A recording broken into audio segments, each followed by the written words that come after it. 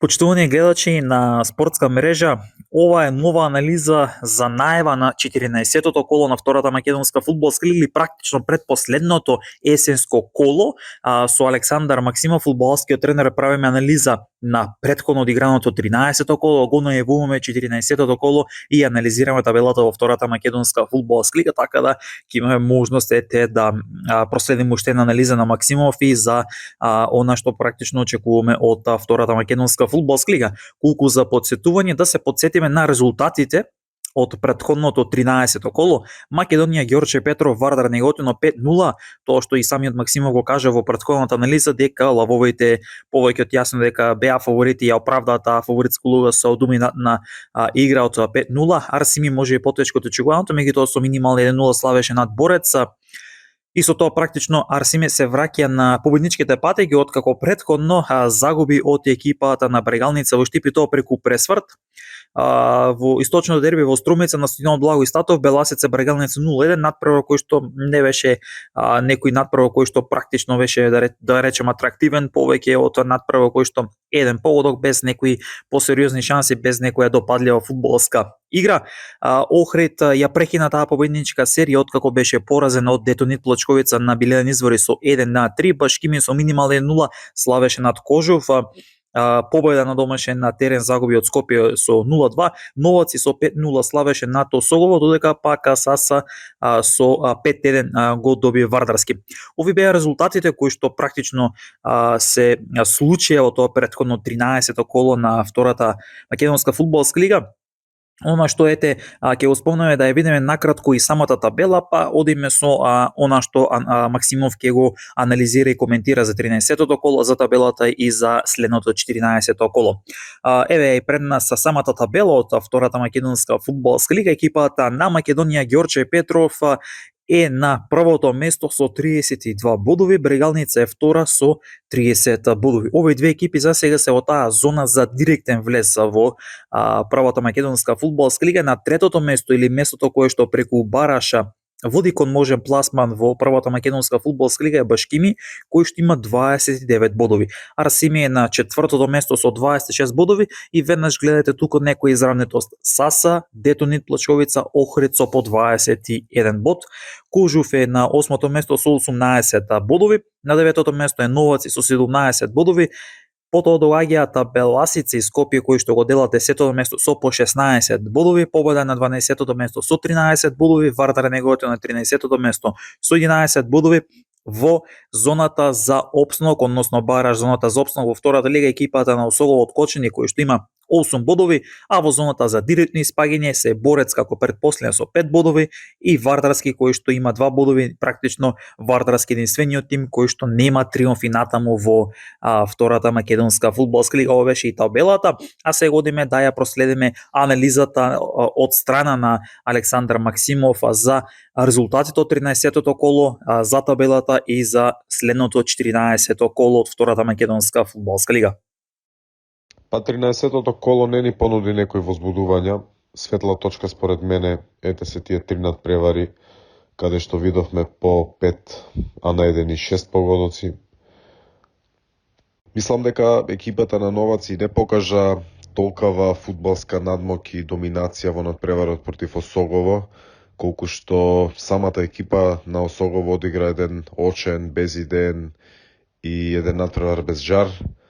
Екипа која што годинава слави 100 години од постоење и е поранешен стабилен праволигаш, сметам дека не смее да си го дозволи тоа, но знаејќи дека условите за работа и нормално функционирање во клубот се на многу ниско или на едно очено ниво и буквално крпат крај со крај, како и доста други клубови во таа втора лига, сметам дека резултатот е огледало на самата ситуација во клубот и искрено се надеваме дека ќе биде еден добар шамар и пресвртница во нивната сезона. Па според мене сметам дека дербито не беше на високо ниво. Брегалница одигра колку што е потребно за да победи. Во самата игра немаше некоја убавина, посебно во второто полувреме каде што најчесто гледавме прекини или задржување на времето. Во првиот дел Беласица имаше доста потешкоти во самиот билдап или изнесувањето на топката до таа втора зона, за да може евентуално да дојде во ситуација да креира шанси во трета зона преку игра, и затоа играта најчесто се одвиваше на средина на теренот со доста неизнудени грешки, доста индивидуални грешки кај двете екипи и често гледавме фаули. Во вториот дел од надпреварот помеѓу Беласица и Брегалница, играта според мене не беше на потребното ниво. Гледајќи го надпреварот, односно вториот дел, јас воопшто не уживав во тоа, а мислам дека и гледачите кои што биле на трибините ќе се сложат со тоа. Видовме една дефанзивна Брегалница, која што на секој начин се обидуваше да го умртви надпреварот, и ете покрај тоа преку контри има две идеални шанси за постигнување на гол, кои што не ги реализираа.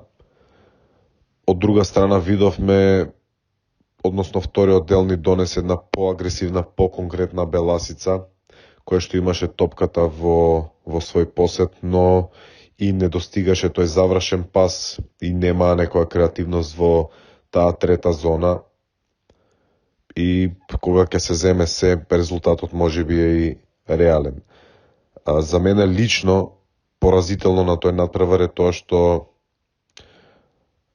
во вториот дел доста имаше задржување на време од страна на гостинската екипа, од кои што тие играчи претежно се млади играчи со добар квалитет, добра дневна пред нив, кои што доста често знаеат да задржуваат време, што во тој второлигашки фудбал некако ни станува нормално и во мода, но сметам дека самите играчи губат доста со тоа во нивниот развој.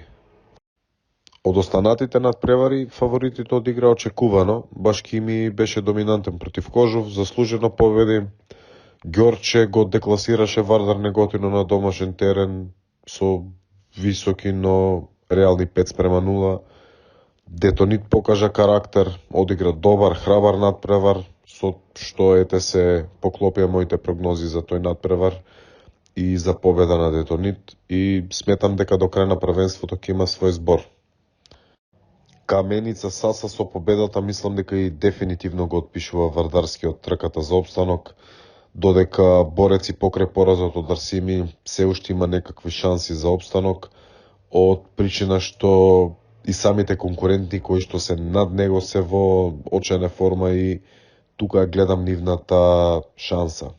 Скопје исто според моите очекувања славеше во прилеп против победа, со головите постигнати од некои индивидуални грешки на домакинот.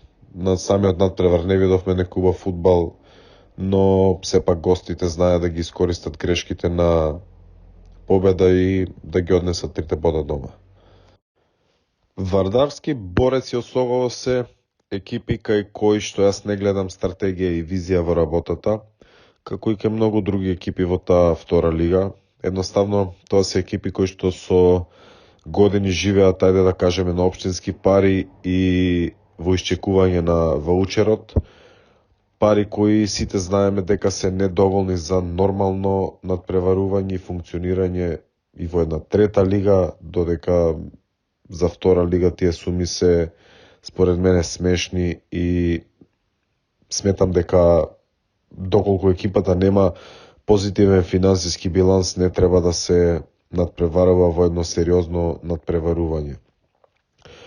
Со тоа, искрено, пред се ќе се заштитат лицата кои што работат во тие екипи, односно играчите, тренерите и сите останати лица кои што се нели под капата на фудбалскиот клуб, од економи до луѓето кои што ги некаде те одржуваат и терените. Јас би рекол дека и Вардарски има шанса за позитивен резултат против Вардар Неготино, од причина што Вардар не покажа некоја квалитетна и доминантна игра во досегашниот дел од првенството и надпреварот би го одлучиле нијанси. Во дербито помеѓу Осогово и Саса сметам дека не би гледале некој допадлив фудбал. Според играта на двете екипи мислам дека нерешено е најреален резултат. Можеби мала предност би имала екипата на Осогово поради домашниот терен и навивачите кои што сметам дека би биле таму да дадат поддршка и да ја помогнат на тимот да се извлече од резултатската криза. Сметам дека до крај на сезоната нема да имаме некоја голема разлика во зоната за испаѓање и дека првите 5 надпревари од втората полусезона ќе ни дадат појасна слика. Јас очекувам сигурна победа на екипата на ФК Скопје против Новаци, додека мислам дека е време Кожув да прикаже повеќе во својата игра и очекувам победа против екипата на ФК Победа. Дерби надпревар помеѓу екипите на Детонит и Башкими. Двете екипи се во добар моментум, со висока самодоверба и мотивација. Сметам дека ќе биде доста интензивен и тежок надпревар. Дел нормално од физички аспект, но сметам дека повеќе ќе биде од психолошки аспект. Екипата на Башкими сигурно ќе влезе со можеби поголем психолошки притисок за да се задржи тоа трето место, а и да се нападне второто, додека Детонит со победа би фатил приклучок кон местото за бараж, но и сепак доколку резултатот е негативен по нив, мислам дека нема да и влијае многу на табелата. Надпреварот секако е важен, но не сметам дека е клучен, бидејќи до крај му уште многу да се игра. Брегалница сметам дека нема да има проблем против Охрид на домашен терен. Моје чувство е дека играчите на Охрид се физички истрошени и мислам дека тоа може да ги внесе во негативна серија на резултати. Екипата на Борец можеби гледа шанса против Беласица, но според виденото досега и според досегашната игра, сметам дека немаат некоја голема шанса за позитивен резултат и се аутсайдер на надпреварот. Од надпреварот помеѓу Македонија, Ѓорче Петров и Арсими, јас искрено очекувам екипата на Македонија, Ѓорче Петров да покаже доминантност и да слави сигурна победа над Арсими. Табелата е според очекувањата. Сметам дека главните фаворити се на првите 3 места. Екипите што и пред сезоната се очекуваше да се борат за опстанок се таму каде што се, на последните позиции.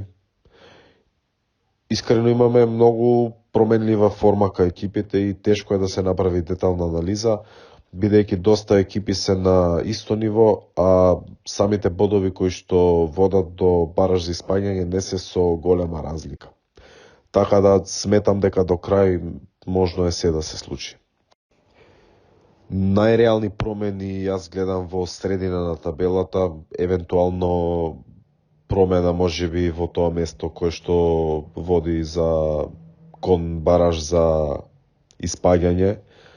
Местата за испаѓање според мене се резервирани за Вардарски и Борец и мислам дека евентуално чудо или можеби надворешни игри можат да спасат некои од тие тимови, додека сметам дека ќе биде интересна битката за тој бараж надпревар за зачувување на второлигашкиот статус.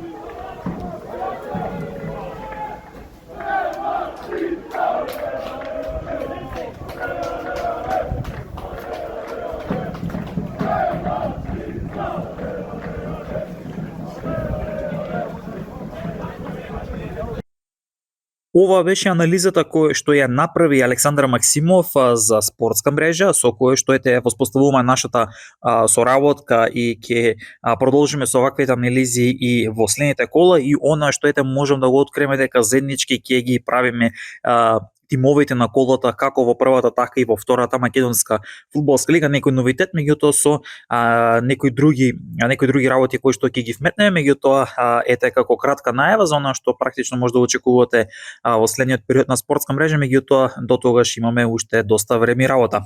Ајде да се потсетиме сега на 14-тото коло и практично што може да очекуваме од предпоследното есенско коло.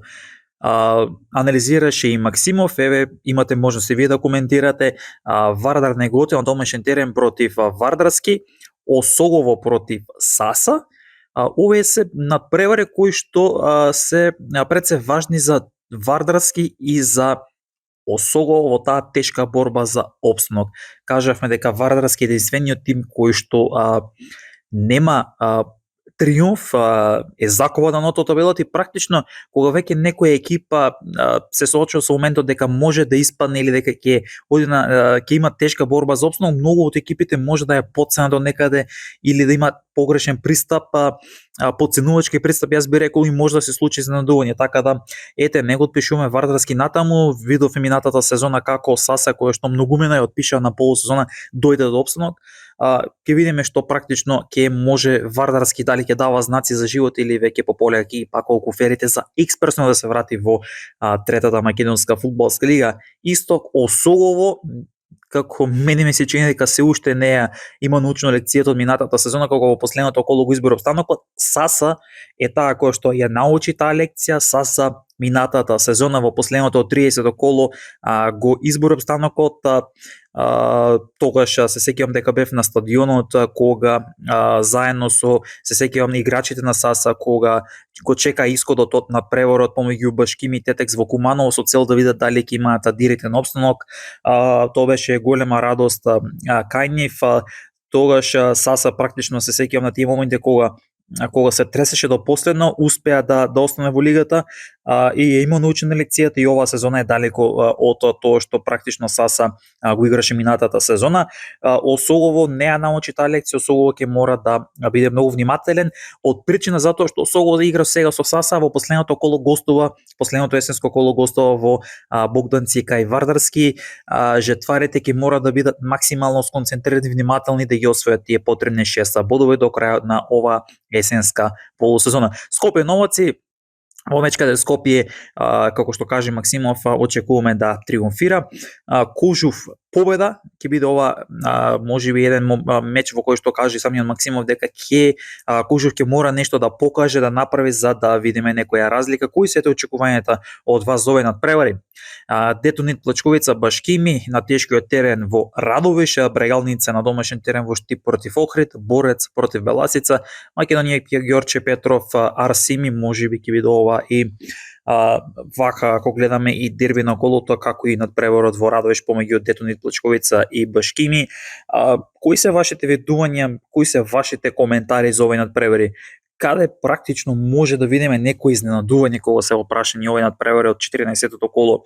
Дали ете можеби според вас Вардарски може да го направи првото изненадување да конечно дојде до тој посакуван триумф? Колку Вардар неготино оваа сезона ќе води тешка борба за опстанок и дали практично Вардар неготино може да биде екипата каква што беше практично минатата сезона Осогово победа кога беше тука и кога е во прашање дали моментот да се стигна тој опстанок. Видовме дека имаме некои најави за влез на некои турски инвеститори во неколку екипи, се најавува влез на инвеститори во победа, колку победа оваа сезона ќе биде над таа зона која што води кон испаѓање во трета лига, со оглед на фактот дека победа во минатата сезона преку Бараш дојде до тој опстанок. Меѓутоа кои се вашите видувања, што е тоа што практично ќе може да го очекуваме? Уште еднаш пред нас да ја видиме табелата. Кажавме во игра до крајот на ова есенска полусезона се уште 6 бодови кои што може да направат некои промени на табелата. Тие 6 бодови не некоја поголема разлика, особено може да направат промена во тој средишен дел од табелата. Со оглед на фактот дека Осогово и да ги освои тие 6 бодови до крајот, ќе мора да се надева на кикс на Вардар неготино, барем на еден од тие два надпревари за да се израмне или да ги загуби двата за да може да го помине. Ќе има доста неизвестности и победа уште долу во таа мешаница. Ако евентуално Скопје триумфира над Новаци, тогаш веќе победа, ако евентуално не триумфира Вардар неготино, без разлика на исходот и Осогово ќе се некако ќе се издвојат овие екипи од победа Вардар неготино, Осогово, Борец, Вардарски во таа тешка борба за опстанок. Кои се вашите видувања? Табелата е пред вас за практично ова 14-то коло и последното коло кое што останува тоа е 15-тото коло. Одиме со вашите коментари уште еднаш да ги проследиме да видиме што ќе може да се очекува и да останеме практично со тоа да видиме како ќе одиграат овие екипи од тоа 14-то коло. Ова беше анализата која што ја подготвивме со Александар Максимов. Уште еднаш ќе потсетам дека за пролетниот дел воведуваме доста новитети кои што ќе ги правиме со други фудбалски стратези кои што ќе ги вклучиме, меѓутоа главно ќе се темелиме со Максимов, ќе избираме тим на колото како во првата така и во втората македонска фудбалска лига, во тоа што ќе бидат вклучени читателите и гледачите на спортска мрежа, ќе бидат вклучени неколку фудбалски тренери, така да ќе правиме реален тим на колото со анализа и со подкрепа зошто тие 11 мина се во тимот на колото како во првата така и во втората македонска фудбалска лига, меѓутоа и некои други новитети кои што ги подготвуваме со цел да веќе не само втората, туку и третата лига и нисколигашите и футсалот и првата и втората женска фудбалска лига добијат некои јас би рекол нели повисок медиумски простор. Кратко може да го искоментира моментот со оние субвенции кои што ги доделува Министерството за спорт. Знам дека има тренери и управи кои што го гледат овој подкаст, ова видео и ќе има нивни коментари колку начинот тоа што третолигашите нема да ги добијат тие потребни ваучери, колку што има реакција од некои клубови дека се премногу ниски, колку ќе има влијание и како ќе има влијание сето тоа. Ваши коментари, ваши ставови и размислувања слободно може да ги коментирате, да го кажете вашиот став, доколку има некој расположен од практично пред се од третолигашите, меѓутоа второлигашите, дали било тоа тренери, управи или пак претседатели на клубови и така натаму, да поразговараме на темата околу овие субвенции кои што ги дела Министерството за спорт, спортска мрежа и јас како спортски новинар сме отворени за да направиме на дискусија, на емисија за сето тоа, па ќе очекуваме дека ќе има поголем интерес да некој и пред камера поразговараме околу сето ова и што практично може да се очекува и од овие субвенции за спорт. Почитувани гледачи на спортска мрежа, се беше ова што го подготвивме со Александар Максимов за сето ова анализа за ова 13-то коло кое што се одигра, за табелата за следното 14-то коло, го спакувавме воедно и имавте можност да го слушнете и да го видите. Уште еднаш претплатете се на нашиот YouTube канал, тоа е бесплатно, додека го гледате ова видео, само притиснете на копчето subscribe или претплати се, ни дават апсолутно многу голема поддршка во клучни моменти кога се развиваме. Се надевам дека ќе ни помогнете, споделете го ова видео со вашите најблиски, направете еден круг од потесни пријатели кои што ќе можат да не заследат пред се на YouTube за да можеме да се избориме и да направиме тоа што го имаме замислено во следниот период на уште повисоко ниво. Останете и натаму со спортска мрежа како на YouTube така и на нашиот веб портал www.sportskамрежа.mk. Претплатете се на нашиот YouTube канал со цел и понатаму да ги следите на новите случувања од македонскиот спорт.